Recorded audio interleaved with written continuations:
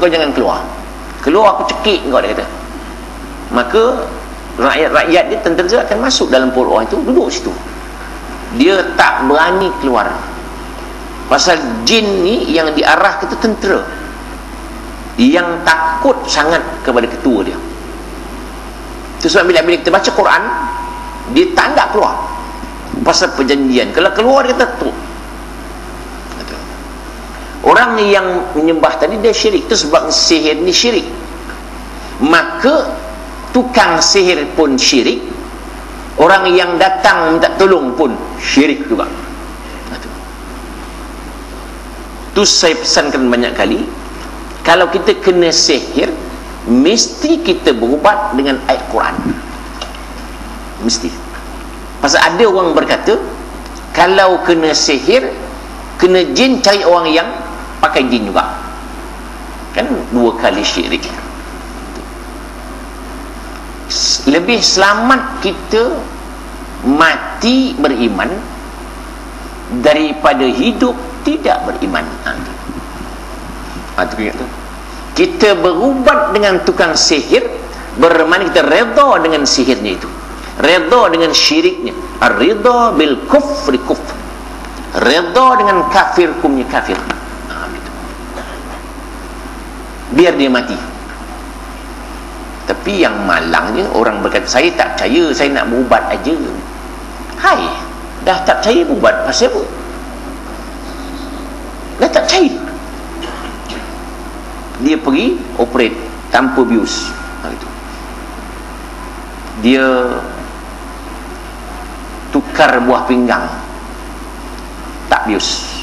Ditunggu buah pinggang dari India. Operate, tak sakit. Ramai pula orang masih percaya. Begini saja.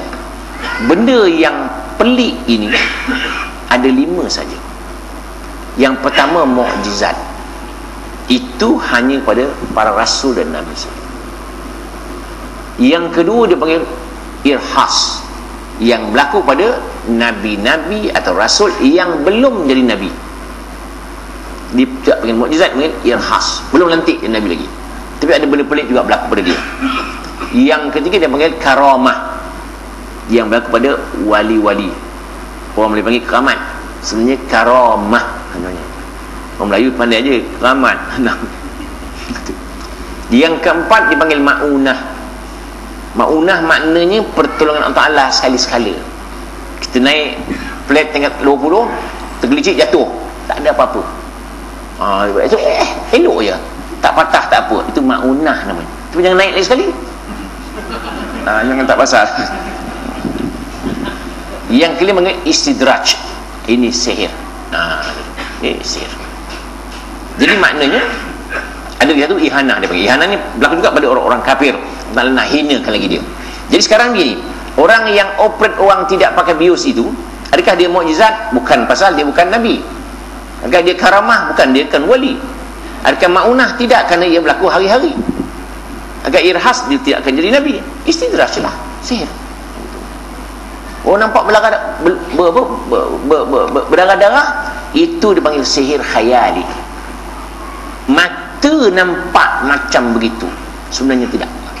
Sihir ada 2, sihir waqi'i, sihir khayali.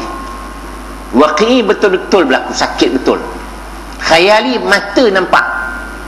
Paunya baru ni ada orang cerita, dia kenduri kahwin, tengok nasi dia berulat, kuah dia berulat, orang tak makan. Tu yang seorang lagi lah, masak nasi tak masak. Tu orang Melayu pandai tu, kelebihan orang Melayu lah kan. Tu bayang macam mana, kedai masak ulat, masak basi pun, masak berbuih-buih. Sebenarnya tidak. Waktu Nabi Musa lawan ahli sihir Fir'aun itu, ahli sihir Fir'aun bukan seorang dua, ratus ribu ahli sihir datang, campakkan tali itu penuh ular. Sebenarnya itu khayal saja. Orang nampak habis. hebat betul ini. Akhirnya habis lawan di tongkat Nabi Musa AS saja. Macam orang-orang perempuan ya, pakai susuk cantik tu, cantik pandangan saja. Bila buang susuk habis, tak cantik dah, tu. Susuk ni berasal dari zaman Fir'aun. Waktu zaman Fir'aun ada seorang tua, umurnya ratus tahun, tapi macam umur 25 tahun, sweet 17 lah, 17 tahun, 100 tahun umur dia macam 17 tahun 25 tahun begitu. Saudara mara dia semua dengki, macam mana orang tua, umur dah tua, cantik lagi. Akhirnya mereka mengintai apa dia buat dalam bilik dia. Mengintai, tengok orang tua tu ada binatang masuk dalam badan dia. Bila binatang tu keluar dari badan, tua dia, masuk muda. Orang dengki, keluarga dengki ni, ditangkapnya binatang tu, dibunuhnya, mati binatang tu. Tua terus orang tadi, terus mati dia. Tu asal susuk, binatang masuk dalam badan. Orang Melayu, dia nak susuk cantik, sini muka lah. Satu perempuan, orang hospital bercerita, X-ray jatuh motor, penuh jarum kat muka dia. Nampak pasal jarum tu fizikal, nampak. Dia guna masuk itu, masuk. Orang nak kebal ada, orang nak cantik sini, nak tenang bola ada, suara sini, suara sedap. Tapi mati besok apabila mati, dia akan menanggunglah bertahun-tahun tak mati-mati. Sebenar sudah mati, doktor kata sudah mati, tapi macam mana kita nak tanam dia mata terkelip-kelip? Boleh tukang mandikan dia tu terkelip mata tu, tak lari tukang mandi tu. Hukum fiqh tak boleh, pasal zahirnya sebelum mati. Tapi Nabi sudah tidak ada, doktor tu dah mati ni, mati macam mana? Mati terkelip-kelip. Yang paling menakutkan, di waktu malam dia bangun makan, siang malam dia bangun makan. Kadang-kadang yang pelik, dia makan lauk aja, nasi tak campur. Makan nasi, habis nasi bau lauk. Macam nampak kawan-kawan kita begitu, bahaya tu. Makan lauk aja, tengok siapa. Bertahun-tahun dia tidak mati. Itu sebabnya satu budak jumpa saya, dia kata waktu kecil dulu nenek masukkan susuk, sekarang nak keluar macam mana? Macam nak keluar ke benda itu susah, bimbang mati payah. Ada satu orang itu, dia terlentang selama 30 tahun, umur dia 50 tahun dah sakit, sampai 80 tahun. Jin penuh ikutnya. Ini dia soalan.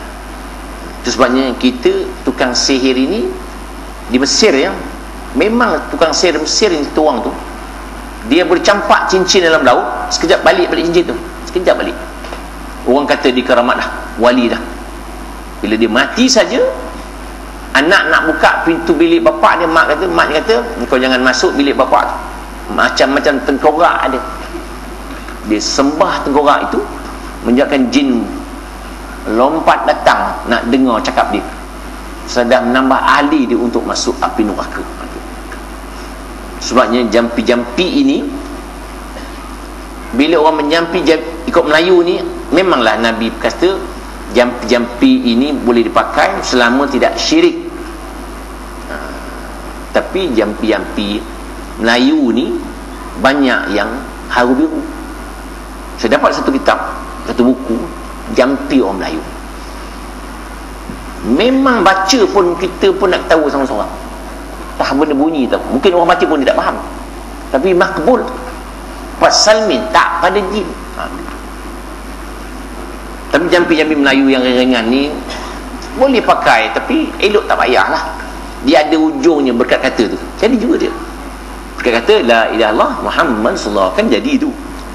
Dia ada jampi Melayu dulu ada, kemudian diterapkan dalam Islam dalam jampi tu, iaitu bismillah pangkal, ujung berkat kata la ilaha illallah Muhammad sallallahu. bunyi bismillah